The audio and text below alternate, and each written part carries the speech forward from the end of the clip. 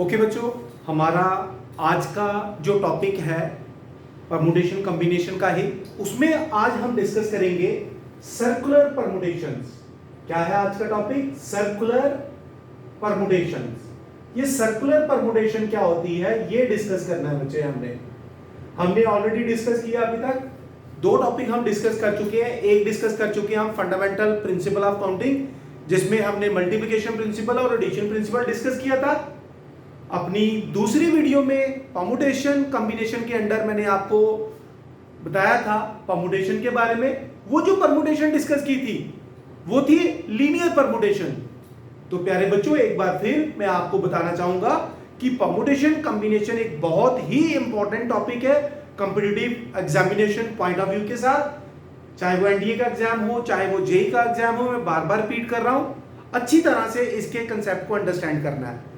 तो चलिए आज उसी टॉपिक को आगे कंटिन्यू करते हुए पीएनसी को, आज का हमारा सब टॉपिक है सर्कुलर परमुटेशंस। बच्चों, सर्कुलर परमुटेशन क्या है? सबसे पहले मैं आपको बताता हूं। फॉर एग्जांपल मेरे पास है 5 persons, I am having 5 persons. अगर मुझे इनको एक रो में अरेंज करना है, इनमें रो जिसको हम पढ़ते हैं लीनियर परमुटेशन कहते हैं, तो एक रो में अगर इनको अरेंज करना हो तो वो होता है 5 फैक्टोरियल। फर्स्ट प्लेस यानी कि 1 2 3 4 5, यहां 5 ऑप्शन है बिठाने के, यहां 4, यहां 3, यहां 2, यहां 1। ये होता है हमारे पास लीनियर परमुटेशन। ये क्या होता है? Linear permutation. लेकिन जब सर्कुलर परमुटेशन हो, यानी कि हमें एक राउंड टेबल या एक सर्कुलर शेप में अगर पर्संस को बिठाना हो, तो बेटा अगर 5 पर्सन है या हमारे पास n नंबर ऑफ पर्संस है, तो टोटल सर्कुलर परमुटेशंस बनती है, टोटल सर्कुलर परमुटेशन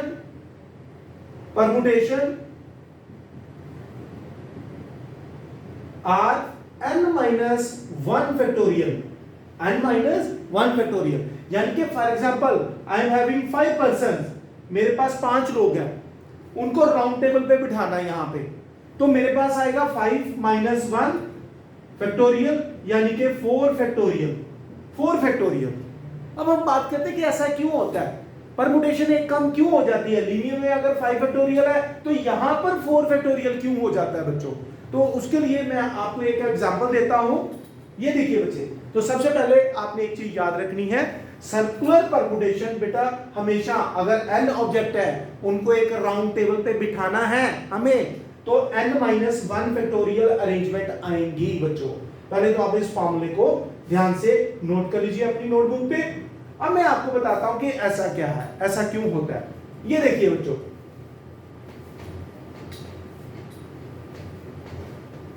देखो फॉर एग्जांपल मेरे पास 3 लोग हैं ए बी सी। मैं आपको प्रैक्टिकली बताता हूं। मेरे पास है 3 लोग A B C. Number of persons कितने होंगे? 3। तो लीनियर अरेंजमेंट कितनी होगी? लीनियर होगी 3 फैक्टोरियल, लेकिन जो सर्कुलर होगी वो एक कम यानी कि 2 फैक्टोरियल। अब ऐसा क्यों? वो 2 फैक्टोरियल, वो 2 अरेंजमेंट क्या है? सपोज करो बच्चे मेरे पास ये 3 लोग हैं, ये 3 लोग हैं, इनको मुझे सर्कुलर परमुटेशन यानी कि सर्कुलर अरेंजमेंट करना है। इन 3 लोगों में से एक पर्सन को हम फिक्स कर देते हैं। मान लो मैंने ए को फिक्स कर दिया, आप बी और सी में से किसी एक को फिक्स कर सकते हैं। अब बच्चे मेरे पास जब एक फिक्स हो गया, अपनी चेयर लेकर वहां सर्कुलर राउंड टेबल पे बैठ गया, अब मेरे पास है 2 लोग ए और सी। अब या तो ए इधर बी और सी है, तो या बी इधर बैठेगा और सी इधर बैठेगा, या फिर बी इस तरफ आ जाएगा। एक और बता देता हूं सर्कल की हेल्प से, यहां ए फिक्स कर दिया, या बी इधर आ जाएगा तो सी इधर हो जाएगा। तो यानी कि इसमें 2 अरेंजमेंट बन के आएंगी, ए के इस तरफ बी और इस तरफ सी, या इस तरफ बी और इस तरफ सी, यानी कि 2 ही अरेंजमेंट बन के आ रही है, क्योंकि हमने ए की पोजीशन को फिक्स करा हुआ है। यहां पर एक पर्सन की पोजीशन हमेशा फिक्स हो जाती है बेटा। तो यहां पर क्लॉकवाइज और एंटी क्लॉकवाइज 2 अरेंजमेंट निकल के आती है, इसलिए यहां पर हम n-1 फैक्टोरियल। अब जैसे फॉर एग्जांपल आपको मैं बताता हूं, मेरे पास 5 लोग हैं, आई एम हैविंग 5 पर्संस, n = 5, तो इसमें एक लीनियर वो हो जाएगी 5 अरेंजमेंट, जो सर्कुलर होगी वो होगी 4 फैक्टोरियल। वो 4 फैक्टोरियल अरेंजमेंट हमारे पास बन जाएंगे बच्चे।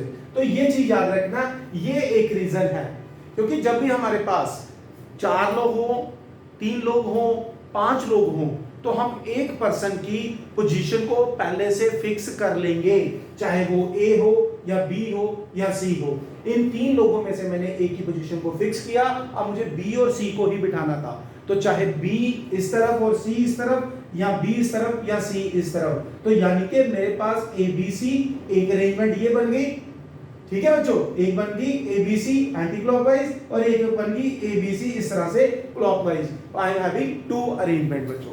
तो ये है हमारे पास सर्कुलर परमुटेशन का कंसेप्ट बच्चों। ये तो याद रखना, अगर हमारे पास n नंबर ऑफ पर्संस है तो लीनियर अरेंजमेंट होगी n फैक्टोरियल, अगर सर्कुलर परमुटेशन है तो टोटल अरेंजमेंट होगी n-1 फैक्टोरियल बच्चों। ये आई होप आपको सर्कुलर परमुटेशन का ये कंसेप्ट समझ आ गया।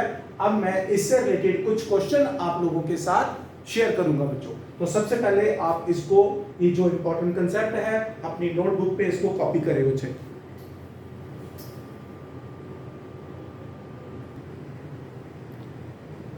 ओके बच्चों, हमारे पास एक क्वेश्चन है सर्कुलर परमुटेशन का ही। मैंने एक क्वेश्चन लिया है, there are 10 persons in a party and they are to sit around round table. हमें उनको एक राउंड टेबल पे बिठाना है, 10 लोग हैं। टोटल सर्कुलर परमुटेशन जो बनेगी, टोटल परमुटेशन जो हमारे पास बनेगी वो बनेगी 10-1 फैक्टोरियल, यानी कि 9 फैक्टोरियल बनेगी। पहले पार्ट उसने लिखा ना, find the total number of circular permutation of 10 persons. 10 लोग राउंड टेबल पे कैसे बैठेंगे, 9 फैक्टोरियल बेस में बैठेंगे। सेकंड पार्ट में वो कहता है कि इन 10 लोगों में से 2 पर्टिकुलर लोग ऐसे हैं, फ्रेंड हो सकते हैं या बड़ी देर बाद मिले हो, वो कहते हैं कि यार हम इकट्ठे बैठेंगे राउंड टेबल पे। तो हम क्या करते हैं, उन 2 पर्टिकुलर पर्संस को एक एंटिटी मान लेते हैं, A1 और A2, इसको मैं एक पर्सन मान लेता हूं। तो अब मेरे पास 2 ये A3, A4, A5, A6, A7, A8, A9 और A10। अगर मैंने किसी 2 पर्सन को इकट्ठे क्लब कर दिया तो मेरे पास कितने हो जाएंगे, 1 2 3 4 5 6 7 8 और 9। अब मेरे पास 9 लोगों का ग्रुप है, तो टोटल अरेंजमेंट क्या बन जाएगी, टोटल अरेंजमेंट हमारे पास बन जाएगी बच्चे, 9 लोग हैं राउंड टेबल पे, एक हमेशा कम होगा, यानी कि 8 फैक्टोरियल वे में उनको मैं बिठा दूंगा।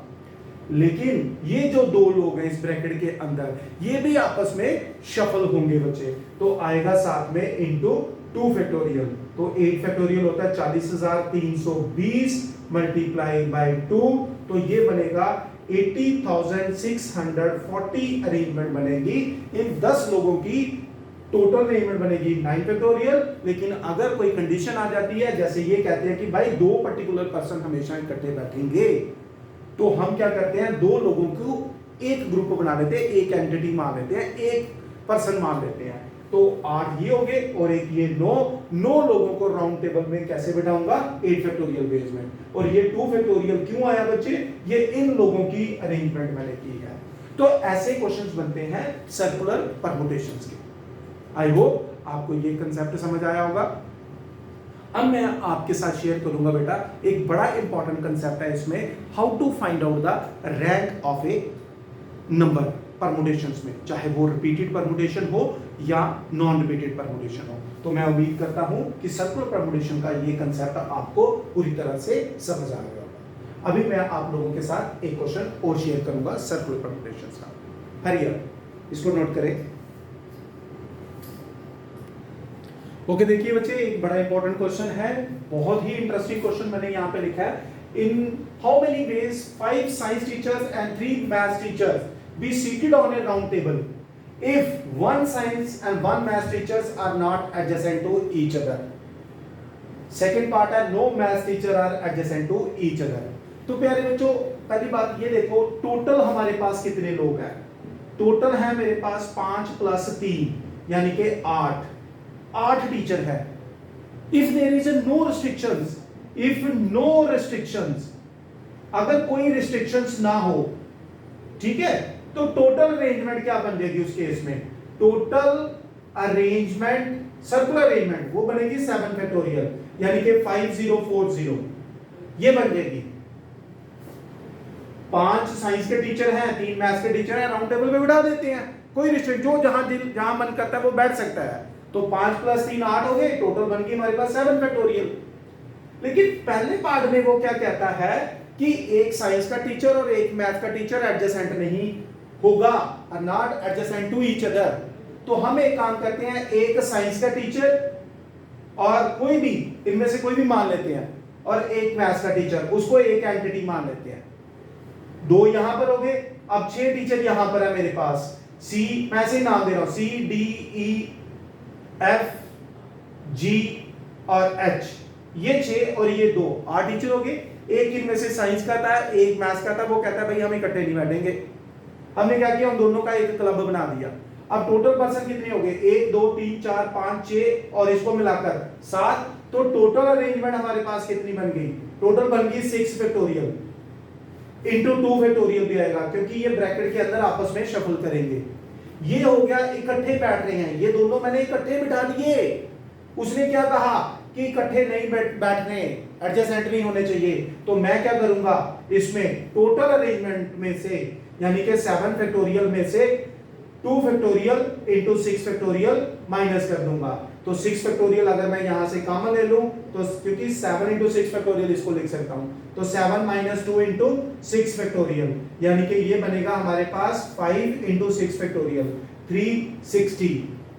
ठीक है, 6 फैक्टोरियल हमारे पास आ गया, और सॉरी 720, दिस इज 720। तो ये आपका आंसर आ जाएगा बच्चे। उसी तरह से बेटे जो सेकंड पार्ट है वो क्या कहता है? No maths teacher are adjacent to each other. ये मैथ्स के टीचर इकट्ठे नहीं बैठने चाहिए। तो आप एक काम करते हैं, यहां पर हम साइंस के टीचर बिठा देते हैं। बेटा साइंस के कितने टीचर है? 5 टीचर कितने वे में अरेंज हो जाएंगे? ये बिठा दिया मैंने, science 1, science 2, science 3, science 4, science 5। तो साइंस के टीचर, सेकंड पार्ट का आंसर आ गया। साइंस के टीचर को 4 फैक्टोरियल वे में मैंने अरेंज कर दिया बेटे। सर्कुलर बिठाना था ना, 4 फैक्टोरियल, 5 से 4 फैक्टोरियल में। बेटे जो मैथ्स के टीचर है उनके बैठने की जगह एक ये है, एक ये है, एक ये है, एक ये है, एक ये है।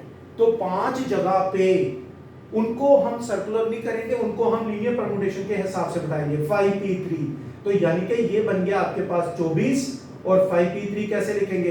5 फैक्टोरियल अपान 2 फैक्टोरियल, यानी कि ये आ जाएगा हमारे पास 60, 1440, ये बनेगा हमारे पास आंसर। तो ये है एक और सर्कुलर परम्यूटेशन का एक बड़ा इंपॉर्टेंट क्वेश्चन था बेटे। एक बार मैं फिर बता रहा हूँ, there are 5 science teacher and 3 maths teacher. अगर उन पे कोई रिस्ट्रिक्शन नहीं है कि उन्होंने कैसे बैठना है, तो टोटल 5 + 3 8, लेकिन टोटल अरेंजमेंट हो जाएगी उनकी 7 फैक्टोरियल। सर्कुलर आपको पता ही है। दूसरे पार्ट में पहले इसमें ये आ गया, कहता है यार एक साइंस का टीचर और एक मैथ्स का टीचर है कि हम इकट्ठे नहीं बैठेंगे। तो मैंने पहले उनको इकट्ठे बिठाकर एक अरेंजमेंट निकाल दी। इकट्ठे बना दिया, उन दोनों को एक एंटिटी मान लिया, एक पर्सन मान लिया। तो 6 ये 7 लोग 6 फैक्टोरियल में बैठ जाएंगे। 2 फैक्टोरियल आपको पता ही है, ये ब्रैकेट की शफलिंग हो रही है, आपस में ए बी बी ए करके बैठेंगे। तो टोटल अरेंजमेंट में से इसको माइनस किया, तो पहले पार्ट का आंसर आ गया। ये पार्ट बड़ा इंपॉर्टेंट है। जैसे कहता है no maths are teacher are adjacent to each other, मतलब अल्टरनेटिवली बिठाना है। साइंस के टीचर को पहले बिठा दिया मैंने 4 फैक्टोरियल में, 5 टीचर थे राउंड टेबल पे 4 फैक्टोरियल पे। फिर ये देखो जहां मैंने टिक किया हुआ है, यहाँ मैथ्स के टीचर बैठ सकते हैं। तो ये 5 जगह है, 5 जगह पर 3 लोग कैसे बैठाते हैं आप जानते हैं, लीनियर परम्यूटेशन में हमने पढ़ा था। तो ये हमारे पास आ गया। तो उम्मीद करता हूं कि आपको सर्कुलर परम्यूटेशन वाला कंसेप्ट पूरी तरह से क्लियर हो गया। अपनी अगली वीडियो में इसी चैप्टर की 4th वीडियो, जिसमें मैं रैंक निकालना आपको बताऊंगा कि रैंक कैसे निकालते हैं, चाहे वर्ड रिपीटेड हो चाहे वर्ड रिपीटेड ना हो, एक ट्रिक आपको सिखाया जाएगा बच्चे। उसके बाद फिर हम कॉम्बिनेशन पढ़ेंगे, उसके बाद उसकी ज्योमेट्रिकल प्रॉब्लम्स पढ़ेंगे बच्चे। Thank you very much, God bless you all. जय हिंद बच्चों, कल फिर मिलेंगे अपनी नई वीडियो के साथ। Thank you.